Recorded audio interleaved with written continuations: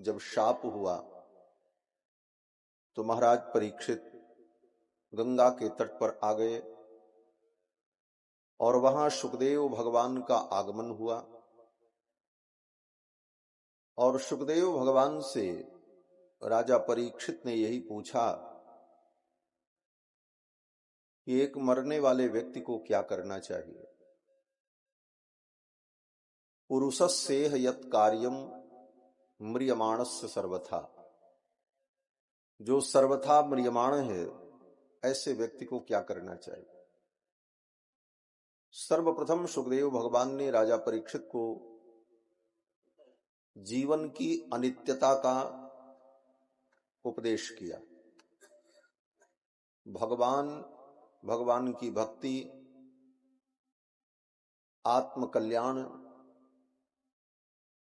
भगवत चिंतन, इन विषयों में जीव की तब तक ठीक प्रवृत्ति नहीं हो सकती जब तक उसको अपने जीवन की अनित्यता का बोध न हो।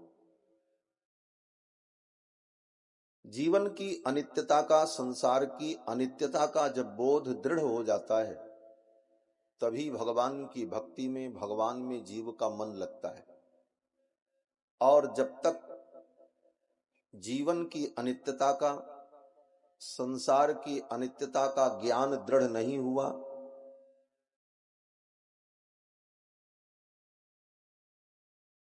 तब तक केवल प्रदर्शनात्मक भक्ति होती है। मंदिर चले जाते हैं, कुछ पूजा पाठ भी थोड़ा बहुत कर लेते हैं, कुछ व्रत अनुष्ठान भी कर लेते हैं, थोड़ा धार्मिक होने का मन में एक भाव भी बना लेते हैं, लेकिन इन सब का उद्देश्य केवल इतना ही रहता है कि हमको संसार का सुख मिलता रहे, हम संसार में सुखी रहें और हमारे सब काम ठीक ठाक चलते रहें, हमारे मन के विपरीत कुछ न हो, हमारी इच्छाओं के विपरीत कुछ न हो। बस यहीं तक व्यक्ति की सीमा रह जाती है। भगवान के चरणों में प्रेम और इस जीवन का लक्ष्य यह उसे समझ में नहीं आता। जब तक संसार की अनित्यता का बोध नहीं होगा तब तक भगवान के चरणों में अनुराग नहीं होगा। इसीलिए गोस्वामी जी महाराज कहते हैं, बिनु सत्संग न हरि कथा और तेहि बिनु मोह न भाग, मोह गए बिन राम पद हो ही न दृढ़ अनुराग। दोहा साधारण सा लगता है लेकिन बात बड़ी महत्वपूर्ण है। बिनु सत्संग न हरि कथा, जब तक सत्संग नहीं होगा तब तक भगवान की कथा नहीं मिलेगी। सत्संग कैसे मिलेगा? बोले जन्मांतर का पुण्य होगा तो सत्संग मिलेगा, सत्संग मिलेगा तो भगवान की कथा होगी। भगवान की कथा हम जब सुनेंगे तब मोह का नाश होगा, और जब मोह का नाश होगा तब भगवान के चरणों में दृढ़ अनुराग होगा।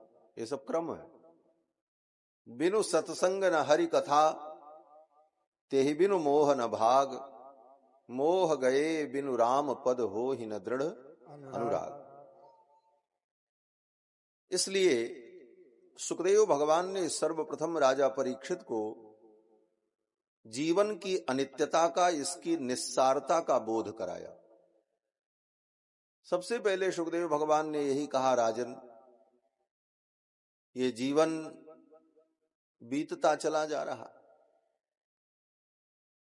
दिन बीत जा रहा है पेट का धंधा करने में, और रात बीत जा रही है सो करके,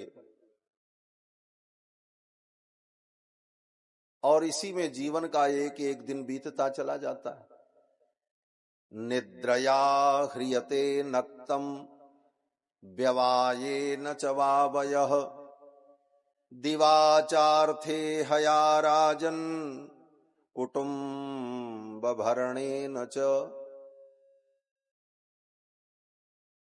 दिन बीत जाता है कुटुंब का भरण पोषण करने में, रात बीत जाती है सो करके, और रात में व्यक्ति अगर जगता भी है तो कोई अच्छे काम के लिए नहीं जगता, कोई भोग के लिए, कोई चोरी के लिए, कोई किसी को मारने के लिए, किसी को लूटने के लिए। दिवाचार्थे हया राजन कुटुंब भरणेन च। और इसी प्रकार जीवन का एक एक दिन बीतता चला जाता है और जीवन का लक्ष्य क्या है ये हम समझ नहीं पाते और एक दिन मरने का समय आ जाता है। जीवन में जितना संचय हम करते हैं सब एक दिन नष्ट हो जाता है। श्रीमद् वाल्मीकि रामायण में भगवान श्री राम भैया भरत से कहते हैं कि सर्वे क्षयांता निचयाः। जितना कुछ हम संग्रह करते हैं, धन संपत्ति, घर मकान दुकान, इज्जत प्रतिष्ठा, सब संग्रह एक दिन विनष्ट हो जाता है। सर्वे क्षयांता निचयाः पतनांता समुच्छ्रयाः। बहुत बड़ी ऊंचाइयों को भी प्राप्त कर लें वह भी एक दिन समाप्त हो जाता है। और इन्हीं चीजों में हम अपने जीवन के संपूर्ण समय को लगा देते हैं, आत्म कल्याण का उपाय नहीं कर पाते। मरने के बाद कहां जाना है, क्या गति होगी, ये दिखने वाली दुनिया ही दुनिया सत्य नहीं है, इसके अलावा भी कुछ सत्य है जो मरने के बाद पता चलेगा। उस सत्य की खोज की ओर हम आगे नहीं बढ़ पाते और इसी संसार को सजाने और संवारने में हम लगे रहते हैं, जो छूट जाएगा, जो टूट जाएगा, जो नष्ट हो जाएगा। राजा परीक्षित ने कहा, महाराज अब तो हमारे पास समय भी नहीं बचा, हम क्या करें, अब तो 7 दिन ही बचा, 7वें दिन मुझे मर जाना है, पूरा जीवन तो चला गया, अब क्या हो सकता है। ऐसी स्थिति जब हुई तो सुखदेव भगवान ने कहा, राजन चिंता मत करो, अगर जीव अपना कल्याण करना चाहे तो एक दिन क्या, एक मुहूर्त में भी जीव का कल्याण हो सकता है, और अगर न चाहे तो हजारों वर्ष की जिंदगी भी चली जाती है और व्यक्ति आत्म कल्याण नहीं कर पाता। रावण की आयु कोई साधारण थी,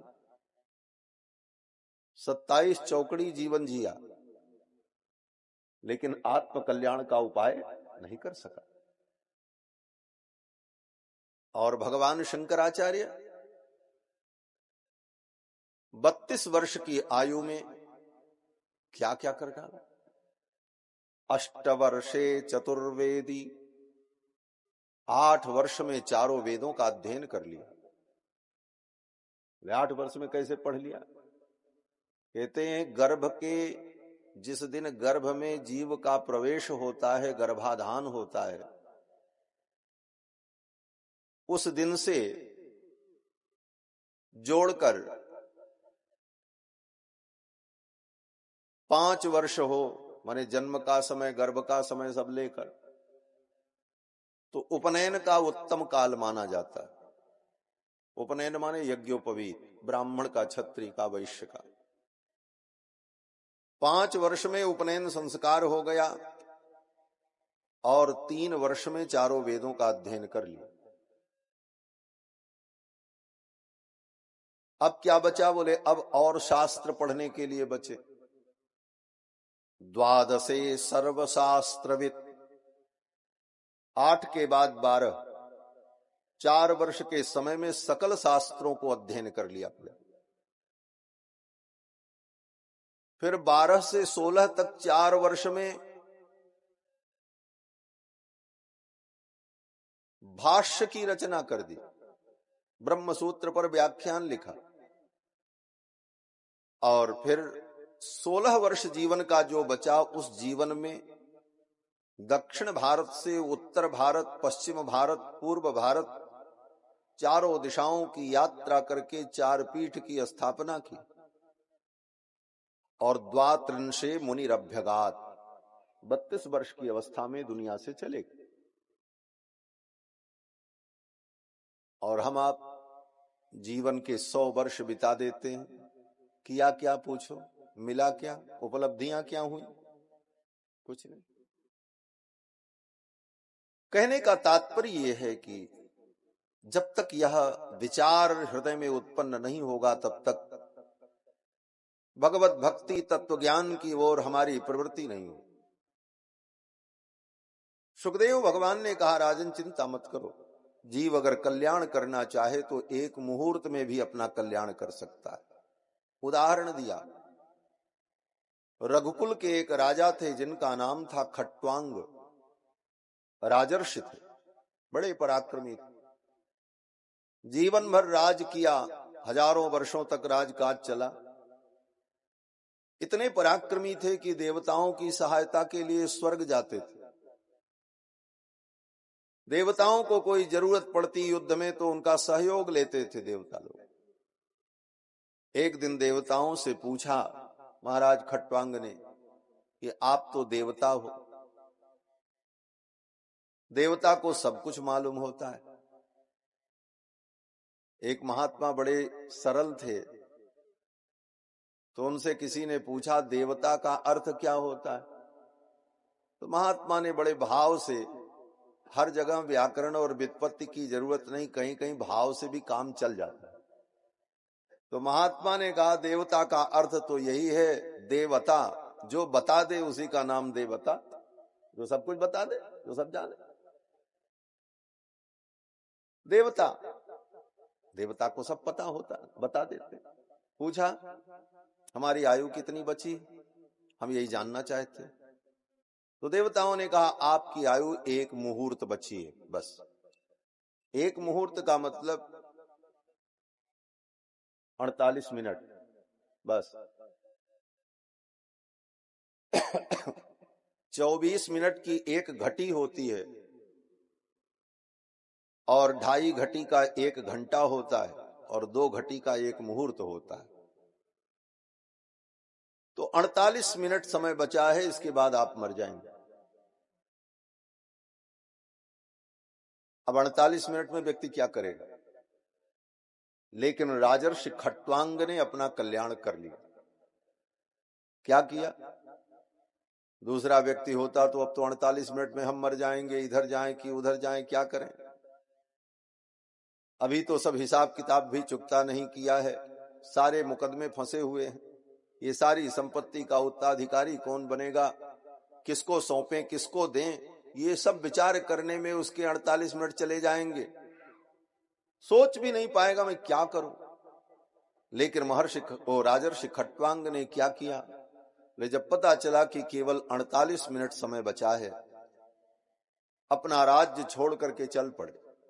सब कुछ छोड़ दिया, मन से छोड़ दिया, और एकांत में जाकर वन में बैठकर अपने मन को भगवान के चरणों में लगाया। संसार से मन को हटाकर पुत्र परिवार संपत्ति कहीं ध्यान नहीं, एकमात्र भगवान का ध्यान करने लगे और भगवान के चरणों में मन लगा दिया और भगवान का चिंतन करते करते प्राणों का त्याग कर दिया। मुहूर्तात् सर्वमुत्सृज्य गतवान अभयम हरिम। मुहूर्तात् सर्वमुत्सृज्य, 1 मुहूर्त में ही सब कुछ छोड़ दिया। और गतवान अभयम हरिम, अभय पद। अभय पद क्या है? संसार में जितना पद है सब में भय है, सब जगह भय व्याप्त है। बहुत अच्छा भोग भोगो, खूब खाओ, खूब पियो, खूब शौक करो, बोले इसमें भी भय है। क्या भय है? बोले रोग हो जाए। भोगने का तो मन होता है, लेकिन ज्यादा भोगें तो रोग हो जाए।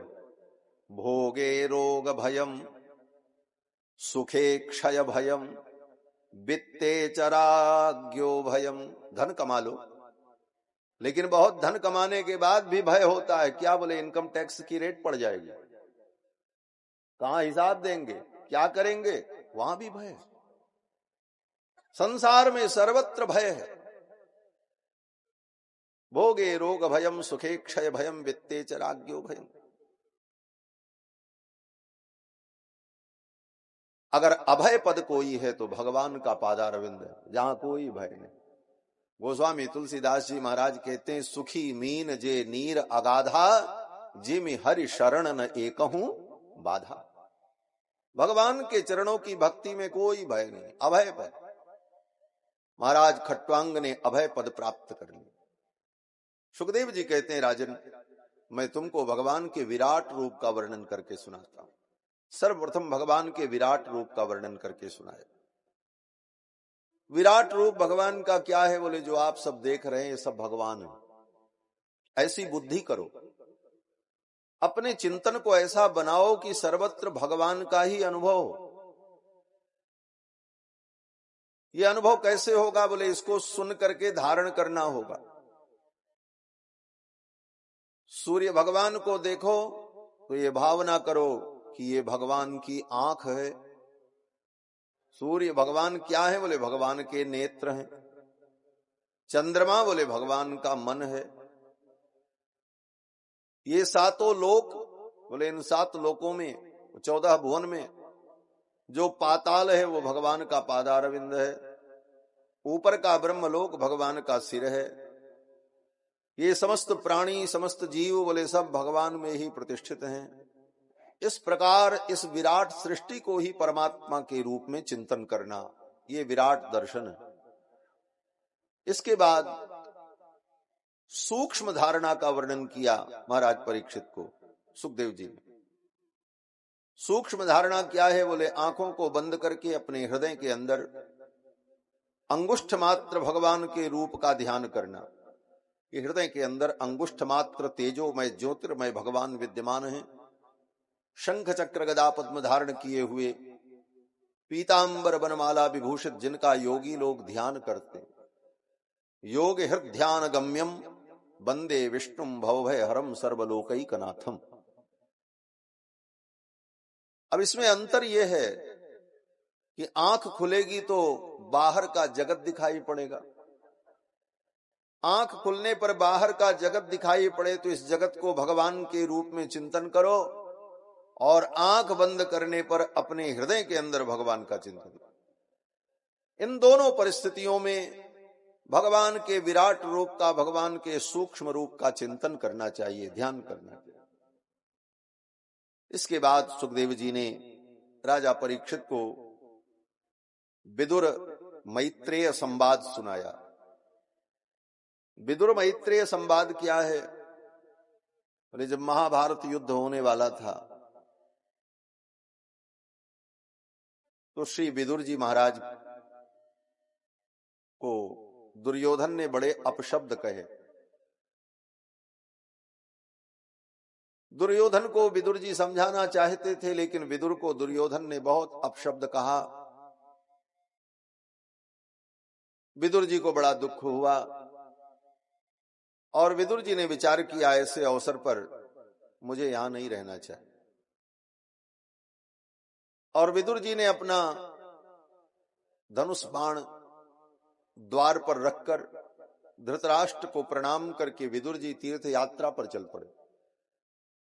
इधर महाभारत युद्ध शुरू हुआ और विदुर जी तीर्थ यात्रा पर चल पड़े। और उसी तीर्थ यात्रा के क्रम में विदुर जी को मैत्रेय जी मिले। मैत्रेय जी जब मिले हरिद्वार में, तो मैत्रेय जी से विदुर जी ने भगवान की चर्चा की। तो मैत्रेय जी ने विदुर जी को सुंदर कथा सुनाई, अनेक प्रकार के आख्यान सुनाए, और इसी क्रम में सृष्टि का वर्णन, सृष्टि कैसे उत्पन्न हुई। भगवान नारायण के नाभि कमल से ब्रह्मा जी का प्रादुर्भाव होता है। जब सृष्टि का लय हो जाता है, संपूर्ण सृष्टि भगवान में विलीन हो जाती है, तो क्षीर सागर में विराजमान भगवान नारायण संकल्प करते हैं, मैं एक हूं बहुत हो जाऊं। एको हम बहुश्याम, मैं एक हूं बहुत हो जाऊं। बहुत होने की जो कल्पना भगवान की होती है उसका परिणाम बोले भगवान नारायण के नाभि से कमल का प्रादुर्भाव होता है। वह कमल कोई छोटा मोटा नहीं, अपितु उस कमल की अलग अलग पंखुड़ियों में ही अनंत अनंत लोकों की परिकल्पना है। और उस कमल पर श्री ब्रह्मा जी महाराज प्रकट होते हैं। फिर ब्रह्मा जी को भगवान चारों वेदों का ज्ञान प्रदान करते हैं और ब्रह्मा जी को भगवान संक्षेप में भागवत तत्व का उपदेश करते हैं। फिर ब्रह्मा जी सृष्टि प्रारंभ करते।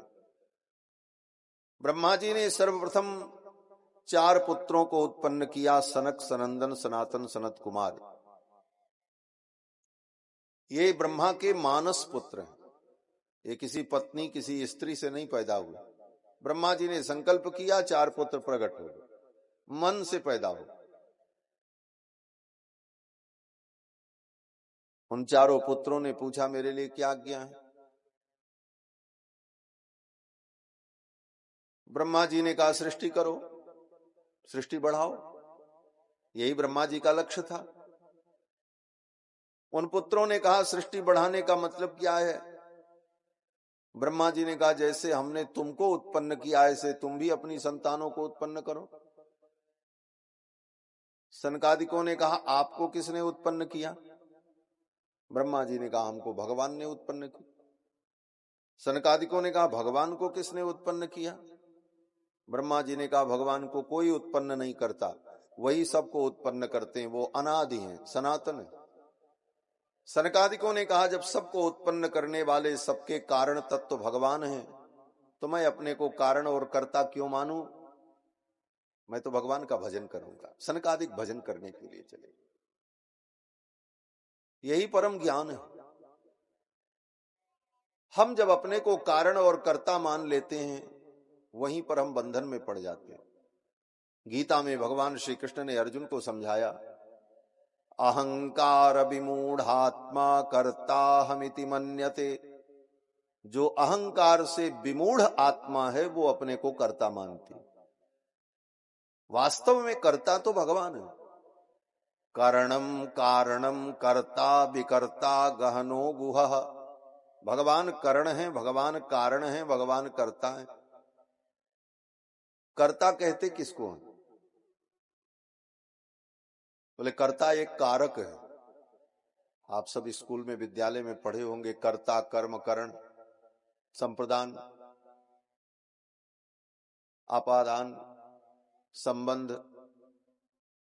अधिकरण, ये सब विभक्तियां होती। उसमें पहला जो है वो कर्ता है। और कर्ता का लक्षण क्या है। व्याकरण शास्त्र में कर्ता का लक्षण महर्षि पाणिनि बताते हैं स्वतंत्र कर्ता। यही सूत्र है, स्वतंत्र कर्ता। जो स्वतंत्र हो वो कर्ता होता है। अब आप विचार करो, आप स्वतंत्र हो। किसी मायने में आप स्वतंत्र नहीं है। एक घर बनाना हो उसमें भी आप स्वतंत्र नहीं। क्यों। बोले घर बनाने के लिए जमीन चाहिए। जमीन आप नहीं बना सकते। जमीन किसने बनाया। बोले जमीन तो भगवान ने बनाया। न तुमने बनाया, न तुम्हारे बाप ने बनाया, न उनके बाप ने बनाया। मालिक बन के बैठे रहे लेकिन बनाया तो भगवान नहीं है। घर बनाने के लिए लोहा चाहिए, ईंट चाहिए, पत्थर चाहिए। बोले उसको भी तुमने नहीं बनाया, वो सब परमात्मा ने बनाया। तुम स्वतंत्र नहीं हो। जब सब कुछ तुम कर लो, किसी की जरूरत न पड़े, तब तुम्हारी स्वतंत्रता मानी जाएगी।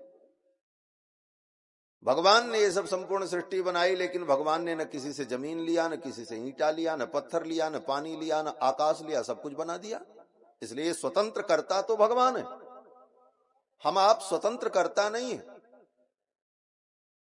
गोस्वामी तुलसीदास जी कहते हैं ना, जेहि सृष्टि उपाई त्रिविध बनाई संग सहाय न दूजा। संपूर्ण सृष्टि बना दी लेकिन किसी से सहायता नहीं ली, कोई जरूरत नहीं पड़ी, क्योंकि भगवान परम स्वतंत्र है। स्वतंत्र कर्ता। जीव परतंत्र है, हम आप परतंत्र हैं। हम इतने भी स्वतंत्र नहीं हैं कि हम अपनी इच्छा से जी सके। अपनी इच्छा से पैदा नहीं हुए, अपनी इच्छा से मर नहीं सकते, अपनी इच्छा से अपने ही शरीर में नींद नहीं आती, अपनी इच्छा से ही अपने शरीर में भूख नहीं लगती, अपनी इच्छा से अपने ही शरीर में मलमूत्रादि का त्याग नहीं हो पाता। इसके बाद भी व्यक्ति अहंकार करता है कि हम करने वाले हैं। भगवान कहते हैं कि अहंकार विमूढ़ात्मा कर्ताहमिति मन्यते प्रकृते क्रियमाणानि गुणैः कर्माणि सर्वशः। कर्ता तो भगवान है, इसलिए कर्तृत्व का अभिमान होने पर ही जीव में भोक्तृत्व आता है। जब हम अपने को कर्ता मानते हैं तो फिर हमको भोक्ता भी बनना पड़ता है, फिर हम भोगते। सनकादिकों ने कहा जो भगवान सबको उत्पन्न करते वही उत्पन्न करेंगे, मैं तो उनका भजन करूंगा। सनकादिक चले गए। ब्रह्मा जी को बड़ा दुख हुआ, क्रोध आया, और क्रोध का परिणाम बोले ब्रह्मा जी की भ्रिकुटी के मध्य से एक नीले रंग का पुरुष प्रकट हुआ, नील लोहित वर्ण। और वो नील लोहित वर्ण पुरुष बालक के रूप में वो जोर जोर से रोने लगा। जब रोने लगा तो ब्रह्मा जी ने कहा तुम रो रहे हो इसलिए तुम्हारा नाम रुद्र होगा। वही भगवान शंकर है, ब्रह्मा जी की भ्रिकुटी के मध्य से प्रकट हुए। रुदन करने के कारण उनका नाम रुद्र पड़ा। रुद्र ने कहा मेरे लिए क्या आज्ञा है? ब्रह्मा जी ने कहा सृष्टि करो। ब्रह्मा जी का तो एक इशू था, एक ही लक्ष्य था, सृष्टि आगे बढ़े। रुद्र ने कहा ठीक है हम सृष्टि करते हैं। रुद्र ने सृष्टि प्रारंभ की, और रुद्र तो तमोगुण के अधिदेवता हैं। तमोगुणी सृष्टि प्रारंभ कर दी। भूत प्रेत पिशाच डाकिनी शाकिनी बड़े बड़े भयानक जीव जंतुओं को उत्पन्न करना शुरू कर दिया। ब्रह्मा जी ने कहा बस बस ये सृष्टि यहीं बंद करो, इसकी कोई आवश्यकता नहीं। बोले तो हमारे लिए क्या आज्ञा है? ब्रह्मा जी ने कहा जाओ तुम भी तप करो। रुद्र भी चले गए तप करने के लिए, और तपस्या करते करते उनका तमोगुण तिरोधान को प्राप्त हो गया और परम सत्व मय स्वरूप उनका प्रकट हुआ। जो उनका शरीर नील लोहित वर्ण था वो कर्पूर वर्ण हो गया। नील लोहित का मतलब नीला रंग और लाल रंग दोनों का सम्मिश्रण हो, उसी को नील लोहित कहते हैं। जैसे कभी कभी आपने देखा होगा दरवाजे में या कहीं किसी पत्थर के नीचे उंगली दब जाए जोर से तो अंगूठे में नख में खून जम जाता है और नख नीले रंग का हो जाता है, लेकिन पूरा नीला नहीं रहता, खून की लालिमा भी उसमें कुछ रहती। उसी वर्ण का नाम नील लोहित वर्ण है। ऐसा ही वर्ण भगवान शंकर का पहले था जब प्रकट हुए, लेकिन बाद में तप और साधना के द्वारा उनका वह नील लोहित वर्ण कर्पूर वर्ण हो गया। कर्पूर माने कपूर, जैसे कपूर सफेद होता है, और कपूर के समान धवल वर्ण हो गया भगवान शंकर का। इसीलिए भगवान शंकर की स्तुति में कहते हैं कर्पूर गौरम करुणावतारम संसार सारम भुजगेन्द्रहारम सदा बसंतम हृदयारविंदे भवम भवानी सहितम नमामि। कर्पूर गौरम, कपूर के समान गौरवर्ण, करुणावतारम जो करुणा के अवतार हैं, संसार सारम, संसार क्या जो सार है, संसार में सार भगवान ही तो है। भुजगेन्द्रहारम, भुजगराज सर्प जिनका हार है, सदा वसंतम हृदयारविंदे भवम भवानी सहितम नमामि। भवानी के सहित भगवान भव हमारे हृदयारविंद में विराजमान हो, ये कह करके प्रार्थना की जाती है। आजकल तो महाराज पंडिताई भी बड़ी विचित्र हो गई। देवता की आरती करनी हो, सत्यनारायण भगवान की आरती करनी हो तो कपूर जलाया, तो पंडित जी ने मंत्र क्या पढ़ा? बोले कर्पूर गौरम करुणावतारम। तो उसमें कपूर शब्द आ गया तो कपूर जल गया, अर्थानुसंधान नहीं, ऐसी पंडिताई। इसीलिए कर्मकांड और कर्मों के फल का कहीं प्रभाव नहीं दिखाई पड़ता। कारण है कराने वाले ही अज्ञ हो गए। आज की पंडिताई यही रह गई है, विशेष करके गांव में तो ऐसे ही हो रहा। तीर्थों में तो विद्वान लोग हैं, लेकिन गांवों की स्थिति क्या होती जा रही? बोले पिताजी पंडिताई करते थे, बेटा पहले अंग्रेजी स्कूल में पढ़ा, कुछ दिन तक इधर उधर घूमा, जब कोई धंधा काम नहीं भया तो पिताजी का शंख और पिताजी की पोथी उठा लिया, बोले चलो अब पंडिताई करो। तो क्या पंडिताई होगी?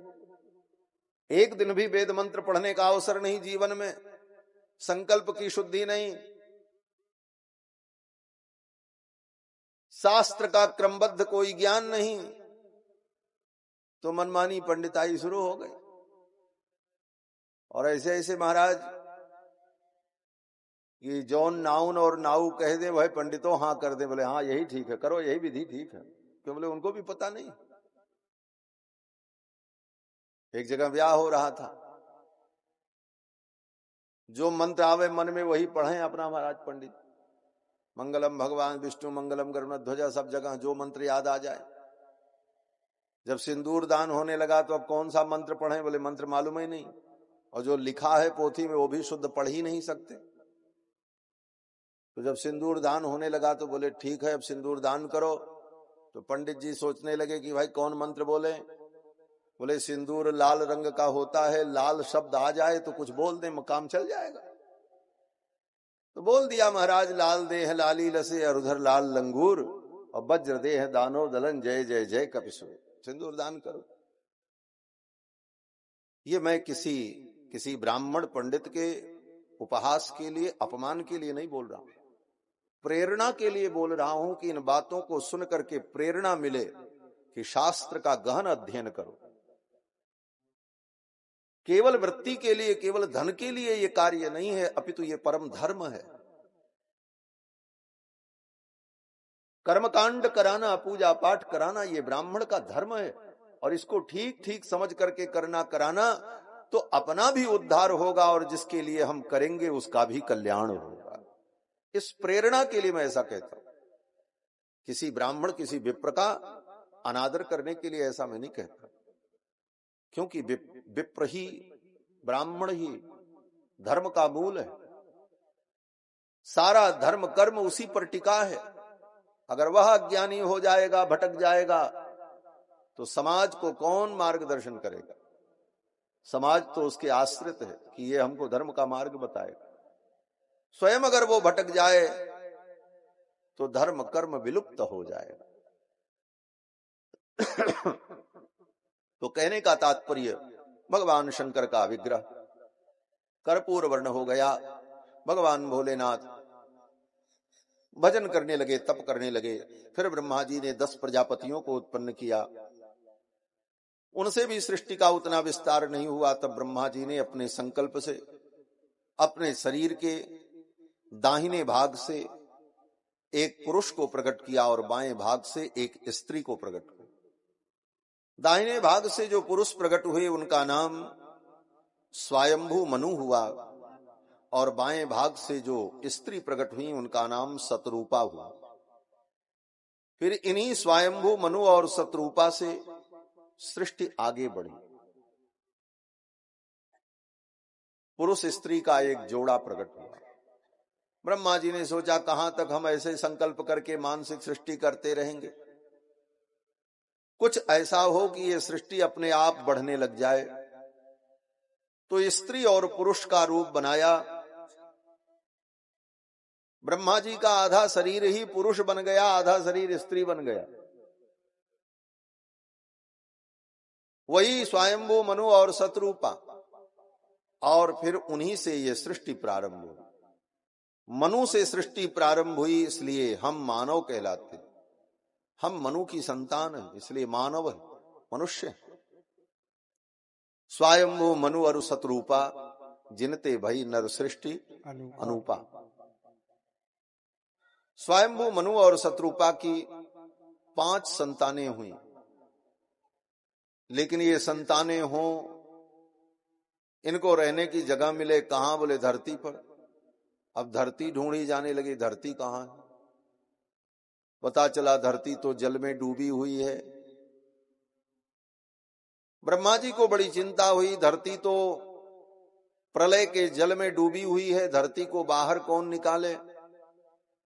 तब ब्रह्मा जी को जब चिंता हुई तो ब्रह्मा जी को छींक आ गई, और ब्रह्मा जी को जब छींक आई तो उनकी नाक से एक अंगुष्ठ मात्र अंगूठे के बराबर वराह तोक प्रकट हुआ। वराह का बच्चा, सूकर का बच्चा प्रकट हो। देखते देखते वो वराह तोक विशाल रूप धारण कर लिया। ब्रह्मा जी जान गए कि ये तो साक्षात भगवान है। भगवान नारायण ही वराह के रूप में अवतरित हुए ब्रह्मा की नासिका से। इस कल्प में जो कल्प चल रहा है, इस कल्प में भगवान का ये प्रथम अवतार वराह अवतार, और श्वेत रंग के भगवान वराह, श्वेत वाराह, इसीलिए इस कल्प का नाम पड़ गया श्री श्वेत वाराह कल्प। आज भी संकल्प में यही पढ़ते हैं, श्री श्वेत वाराह कल्पे जम्बू दीपे भरतखंडे। श्वेत वाराह के रूप में भगवान प्रकट हुए और वराह भगवान ब्रह्मलोक से चल पड़े। प्रलय के उस जल में जाकर के पृथ्वी को ढूंढा, और अपने दाढ़ों पर रख करके भगवान वराह जब पृथ्वी को लेकर के आने लगे, उसी समय हिरण्याक्ष नाम का एक असुर आ गया, और उस असुर के साथ भगवान का युद्ध हुआ। भगवान वराह ने हिरण्याक्ष का वध किया, फिर धरती को लेकर के आए और जल के ऊपर स्थापित किया। इस धरती में वराह भगवान ने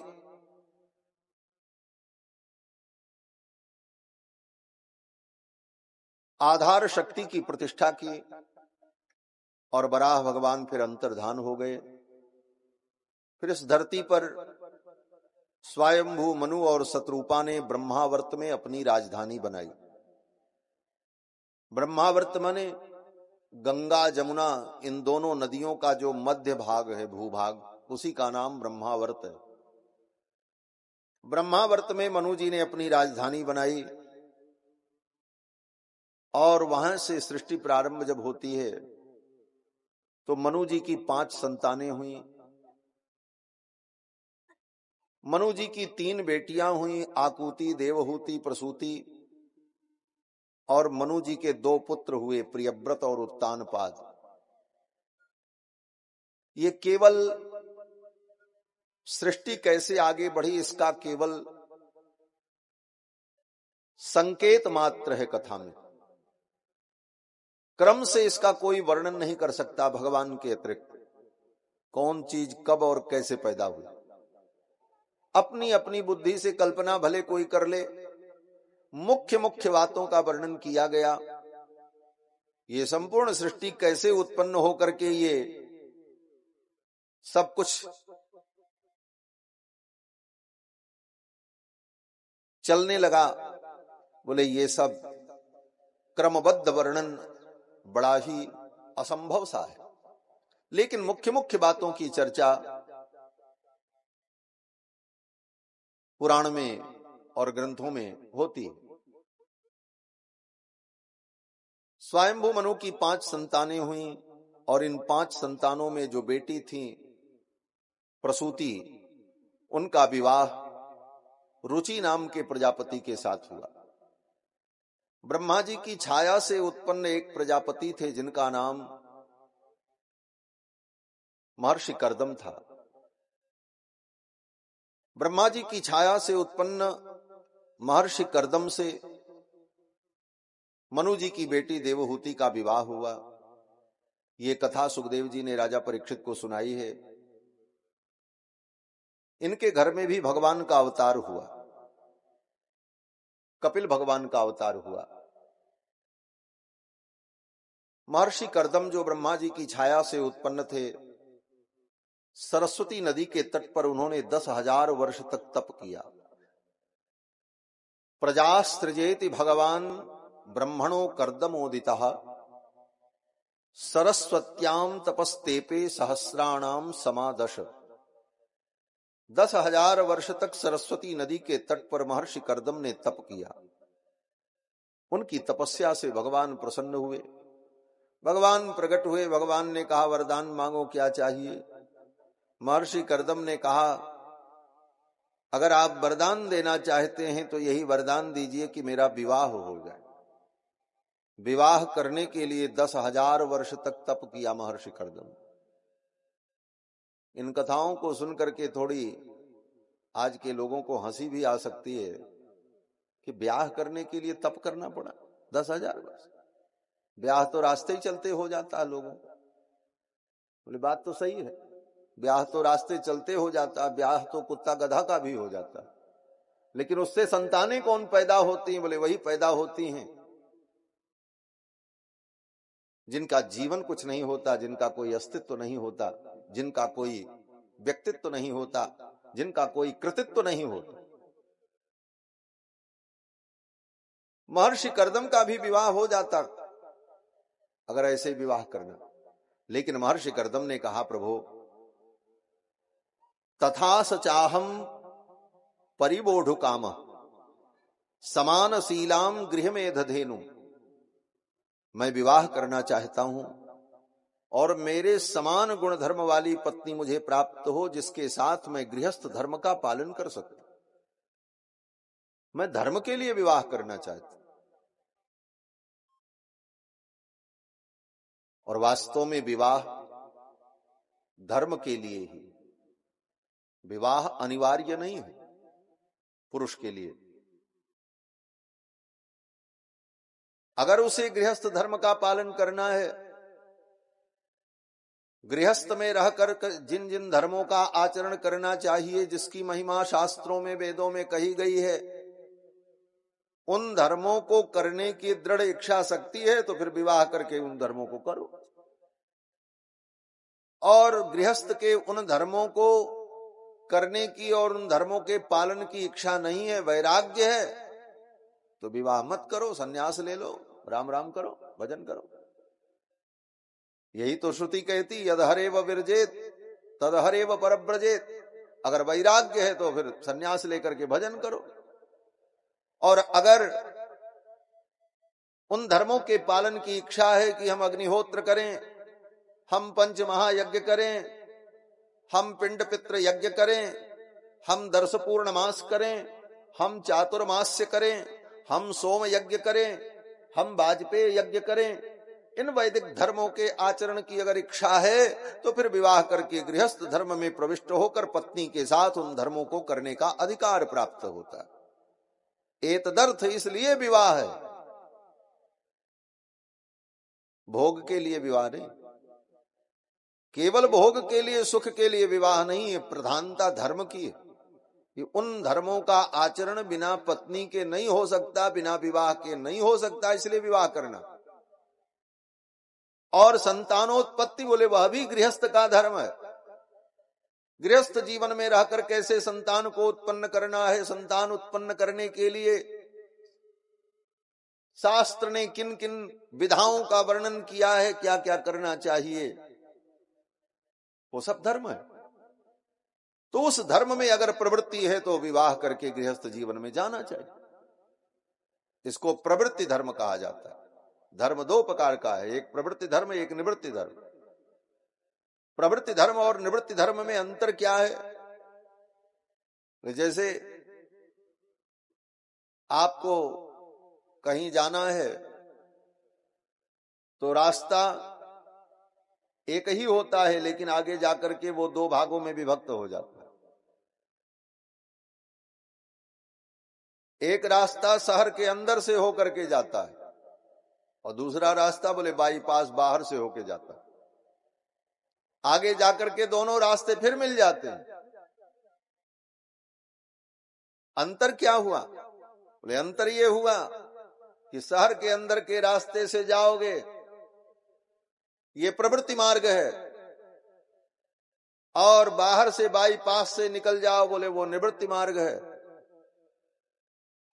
प्रवृत्ति मार्ग से जाओगे तो शहर के अंदर जाओगे, बहुत कुछ अच्छा देखने को मिलेगा, दुकान मिलेगी, बिल्डिंग मिलेगी, कुछ खरीदना चाहो तो कुछ वहां सामान भी मिलेगा, भीड़ भी मिलेगी, जाम भी मिलेगा, थोड़ा विलंब भी होगा। और बाईपास, बोले बाईपास पे कुछ नहीं मिलेगा, एकदम सुनसान रास्ता मिलेगा, चले जाओ। अंत में जाकर के दोनों रास्ते फिर एक हो जाएंगे। यही मानव के जीवन के दो धर्म हैं, दो मार्ग हैं, एक प्रवृत्ति मार्ग, एक निवृत्ति मार्ग। निवृत्ति मार्ग कहता है जन्म लेते ही बड़े होकर अगर बोध हो गया कि ये संसार अनित्य है, तो इस संसार में क्यों प्रवृत्त होना, तो निवृत्ति मार्ग में चले जाओ। क्या जरूरत शहर में जाने की, बाहर से निकलो धीरे धीरे। यही सन्यास है, यही वैराग्य है। जब सब कुछ छोड़ना ही है तो फिर उसे पकड़ना क्यों? ये निवृत्ति मार्ग है। जैसे सुखदेव जी ने निवृत्ति मार्ग अपनाया, जन्म लेते ही जंगल की ओर चल पड़े। यम प्रव्रजंतम अनुपेतम अपेत कृत्यम द्वैपायनो विरह कातर आजुहाव। और प्रवृत्ति मार्ग, बोले प्रवृत्ति मार्ग शहर के अंदर से होके जाएगा। संसार में अगर प्रवृत्ति है, हमें संसार का सुख चाहिए, बोले तो ठीक है, उसको भी विधि से प्राप्त करो। बोले क्या विधि है? बोले विधि यह है, पहले ज्ञान प्राप्त करो, 25 वर्ष तक अध्ययन करो, ज्ञानार्जन करो, ब्रह्मचर्य आदि व्रत का पालन करके धर्मनिष्ठ बनो, और फिर बोले फिर किसी सुकन्या से विवाह करके गृहस्थ धर्म में प्रवेश करो। फिर गृहस्थ धर्म में जो जो कर्म बताए गए उन कर्मों को करो। ये सब करते करते 50 वर्ष जब हो जाए, तब वानप्रस्थ के धर्म को अपनाओ। फिर 75 वर्ष तक वानप्रस्थ धर्म को अपना करके अपने कर्तव्य का निर्वहन करते रहो। और जब 75 वर्ष हो जाए तो पत्नी, परिवार, पुत्र और सारे उन धर्म कर्मों को प्रणाम करके अहम ब्रह्मास्मि, अहम संन्यस्तोस्मि ऐसा कहते हुए सब छोड़ करके फिर निकल जाओ सन्यास के मार्ग पर। फिर वही मार्ग आगे जाके मिल जाएगा। यही प्रवृत्ति मार्ग और निवृत्ति मार्ग है। तो गृहस्थ जीवन ये प्रवृत्ति मार्ग है, लेकिन इस प्रवृत्ति मार्ग में अगर आप सावधान न रहे तो आपकी यात्रा अधूरी रह जाएगी, यात्रा पूरी नहीं होगी। शहर के अंदर से गुजर रहे हैं, लेकिन शहर के चाकचिक्य को देखकर, शहर के चकाचौंध को देखकर वहीं रुक गए, वहीं अटक गए, तो फिर आगे नहीं जा पाओगे। यही जीवन में होता है। हम प्रवृत्ति मार्ग में प्रवृत्त होकर संसार के चाकचिक्य को देखकर, यहाँ के सुख को देखकर बस उतना ही तक सीमित रह जाते हैं, और आगे जिस मार्ग पर हमें चलना है, जहां तक जाना है, उस गंतव्य को भूल जाते हैं। गृहस्थ जीवन परम पवित्र जीवन है, परंतु कैसे जिया जाए ये जानना बहुत जरूरी है। महर्षि कर्दम ने कहा, मैं प्रवृत्ति मार्ग से आपको प्राप्त करना चाहता हूं। ऐसा नहीं है कि भगवान केवल सन्यासी और साधु को मिलते हैं। गृहस्थ मार्ग में रह करके भी जीव भगवान के चरणों में पहुंचता है, लेकिन वो अपने लक्ष्य को समझे तब। लक्ष्य नहीं समझा तो फिर वहीं रह जाएगा, कई जन्म बीत जाए पता ही नहीं चलेगा।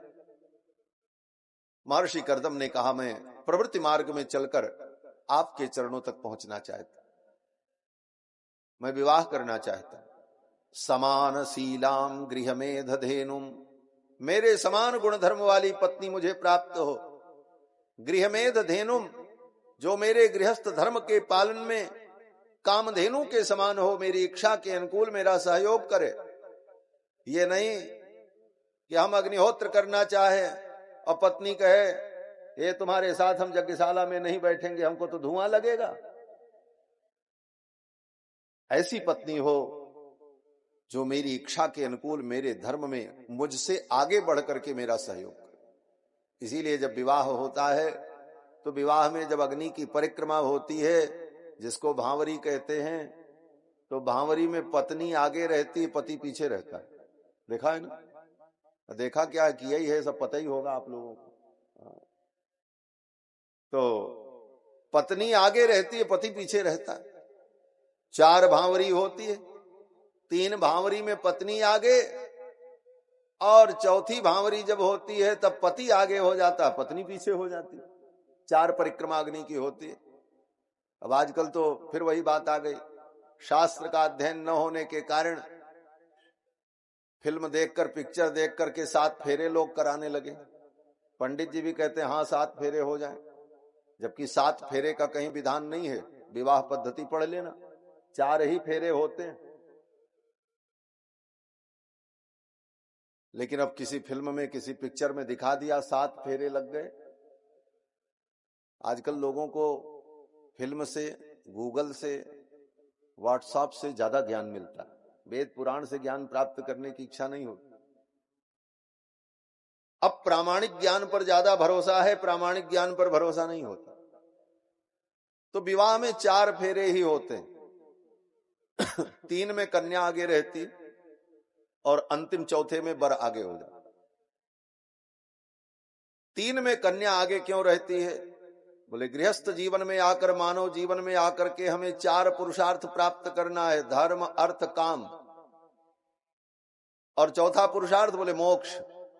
धर्म अर्थ काम मोक्ष, 4 पुरुषार्थ प्राप्त करना है इस मानव जीवन में। इन 4 पुरुषार्थों की प्राप्ति के लिए हम पत्नी के साथ गृहस्थ धर्म में प्रविष्ट हो रहे हैं। तो पत्नी कहती है चिंता मत करो, तुम्हारे 3 पुरुषार्थों में मैं तुम्हारे आगे आगे चलूंगी, तुम्हारा सहयोग करूंगी। ये उसका तात्पर्य हो। 3 पुरुषार्थ कौन? बोले पहला पुरुषार्थ धर्म। तुम कोई भी धर्म करोगे तो मैं तुमसे पीछे नहीं रहूंगी, हर जगह मैं तुम्हारे साथ रहकर तुम्हारा सहयोग करूंगा, धर्म। दूसरा पुरुषार्थ बोले अर्थ, धन। कोई व्यक्ति धन कमाए, दिन भर मेहनत करे, फिर आकर के घर में चूल्हा फूंके, 2 रोटी खाए। पत्नी कहती चिंता मत करो, तुम धन कमाओ, तुम्हारे बाकी सुख साधनों का संग्रह मैं करूंगी, तुम्हारे लिए हर कार्य मैं करूंगी, तुम्हारे धनोपार्जन में भी मैं सहयोग करूंगी। धर्म अर्थ काम। काम माने इच्छाएं। तुम्हारे काम के लिए, तुम्हारी इच्छा के लिए, तुम्हारे सुख के लिए मैं तुम्हारे साथ रहूंगी। तुम्हारे इन 3 पुरुषार्थों में मैं तुम्हारा सहयोग करूंगी, धर्म अर्थ काम। इसलिए मैं तुम्हारे आगे चल रही हूं। 3 परिक्रमा हो गई। जब चौथी परिक्रमा आई तब पुरुष ने कहा बस अब मैं आगे जा रहा हूं, तुम पीछे हो जाओ। बोले क्यों? बोले चौथा पुरुषार्थ मोक्ष है। बोले मोक्ष की प्राप्ति के लिए मैं तुम्हें भी छोड़ करके चला जाऊंगा। पति कहता क्यों? बोले मोक्ष की प्राप्ति के लिए तो सर्वम त्यक्त्वा हरिम भजेत, सबको त्याग देना पड़ता है, तब मोक्ष पुरुषार्थ मिलता है। न पत्नी, न पुत्र, न परिवार, न भाई, न बंधु, सर्वम त्यक्त्वा हरिम भजेत। पुरुष आगे चल पड़ता है, पत्नी पीछे रह जाती। पुरुष कहता है मोक्ष रूपी पुरुषार्थ के लिए मैं अकेले चल पड़ूंगा, संन्यस्त हो जाऊंगा। पत्नी कहती है तुम्हारा तो मोक्ष हो जाएगा, मेरा क्या होगा? तो शास्त्र कहता वो पुरुष जब जा रहा है तुम उसके पीछे चल रही हो, अर्थात पति मोक्ष प्राप्ति के लिए चला जाएगा, तुम उसके पद चिन्हों का अनुसरण करके, उसी के पादारविंद का स्मरण करते हुए, उसी का स्मरण करते हुए तुम घर में रहकर अपने जीवन को व्यतीत कर लोगी, तुम्हें भी परम पद की प्राप्ति हो जाएगी, मोक्ष की प्राप्ति हो। उस पति का अनुगमन करके, उस पति के चरणों में श्रद्धा रख करके तुम परमात्मा को प्राप्त कर लोगी। इसीलिए स्त्री के लिए अलग से मोक्ष प्राप्त करने के लिए विधान नहीं कहा। पति की सेवा से, पति की शुश्रूषा से और पति के संन्यास ले लेने के बाद अपने घर में रहकर, पुत्रों के साथ रहकर, त्याग पूर्वक, वैराग्य पूर्वक जीवन व्यतीत करते हुए, अपने पति का स्मरण करते हुए जीवन व्यतीत कर ले, उस नारी को भी मोक्ष प्राप्त हो जाता है, उसे जंगल में जाने की जरूरत नहीं पड़ती। ये सनातन धर्म है।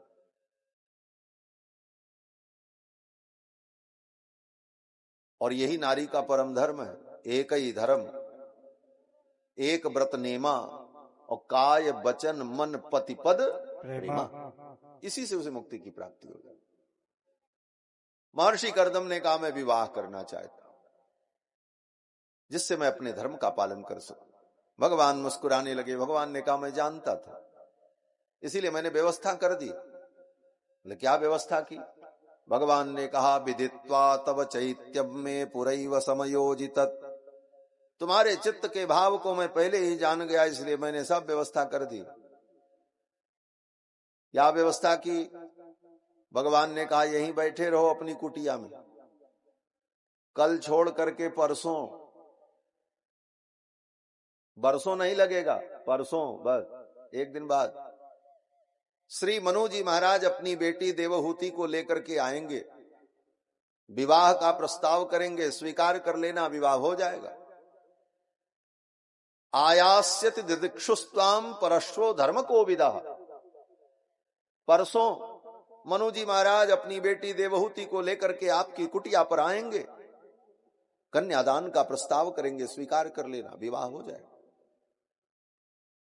और भगवान ने यह भी कहा कि विवाह होने के बाद 9 बेटियां पैदा होंगी, पहले ही बता दिया भगवान, 9 बेटियां पैदा होंगी। आज किसी को आकर के भगवान कह दें तुमको 9 बेटियां पैदा होंगी तो अपना सिर पीट लेगा, बोले जाओ भगवान, यही कहना था तुमको। बेटी बेटा में कोई अंतर नहीं होता। बेटियां भाग्यशालियों को प्राप्त होती हैं, जिसका सौभाग्य होता है उसी को कन्यादान करने का अवसर मिलता है। कन्या तो साक्षात भगवती का रूप है, पराम्बा का स्वरूप है। कभी यह मन में नहीं सोचना चाहिए कि हमको भगवान ने इतनी कन्याएं दे दी, तुम्हारा सौभाग्य, इतनी कन्यादान का पुण्य तुम्हें प्राप्त हो, तुम पुण्यात्मा हो, भगवान ने तुमको ये अवसर दिया है। भगवान ने कहा 9 कन्याएं पैदा होंगी और इसके बाद एक पुत्र होगा, 10वां पुत्र, और वो पुत्र कोई और नहीं होगा, मैं ही आपका पुत्र बनकर के आऊंगा। भगवान ने ये वचन दिया। भगवान ने कहा, मैं आपका बेटा बनकर के आऊंगा। महर्षि कर्दम बड़े प्रसन्न। और भगवान ने यह भी कहा, तव क्षेत्रे देवहूत्याम प्रणेष्ये तत्व संहिताम, आपकी पत्नी देवहूति के गर्भ से मैं जब पुत्र बनकर के प्रकट होऊंगा तो तत्व संहिता का प्रणयन करूंगा।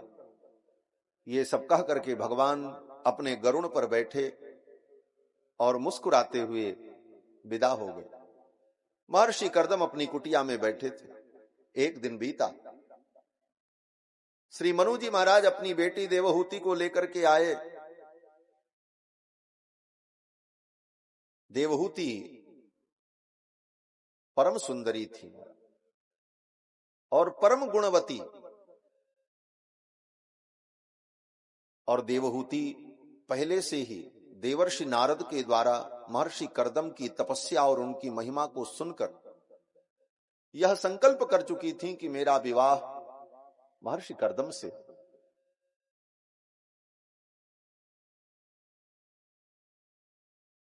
मनु जी महाराज अपनी बेटी को लेकर के आए और मनु जी ने कहा, हे मुनिवर, मैं आपको अपनी कन्या का दान करना चाहता हूं, आप इसे स्वीकार करो। महर्षि कर्दम ने कहा, बाढ़म उद्बोधु कामोहम, बहुत अच्छी बात है, मैं तो विवाह करना चाहता हूं और आपकी कन्या तो मेरे अनुरूप है। महर्षि कर्दम ने, मनु जी महाराज ने अपनी बेटी देवहूति का कन्यादान कर दिया। महर्षि कर्दम का विवाह हो गया। महाराज मनु अपनी पत्नी शत्रुपा को लेकर के विदा हो गए। अब देवहूति अपने पति महर्षि कर्दम के साथ उनके आश्रम में रहने लगी। ये कथा श्री मैत्रेय जी महाराज विदुर जी को सुना रहे। मैत्रेय जी कहते हैं कि पितृभ्याम प्रस्थिते साध्वी पतिमिंगित कोविदा, माता पिता के चले जाने के बाद देवहूति अपने पति के इंगित को, इशारे को समझकर उनके अनुरूप व्यवहार करने लगे। नित्यं पर्यचरत प्रीत्या भवानी व भवम प्रभुम। नित्य सेवा करने लगी। किस प्रकार से? बोले जैसे भवानी भगवान शंकर की सेवा करती हैं, उसी प्रकार देवहूति महर्षि कर्दम की सेवा करने। सेवा करने का तरीका क्या होना चाहिए? श्री मैत्रेय जी कहते हैं, विस्त्रम्भेण आत्म शौचेन। जिसकी सेवा करो उसके प्रति विश्वास होना चाहिए, तब सेवा सफल होती। जिसकी सेवा करो उसके प्रति तुम्हारे अंदर विश्वास हो, और जिसकी सेवा कर रहे हो उसको तुम्हारे पर विश्वास हो, तब वह सेवा सफल होती। विस्त्रम्भेण आत्म शौचेन। आत्म शौच, आत्म शौच का मतलब आत्मा की शुचिता, पवित्रता।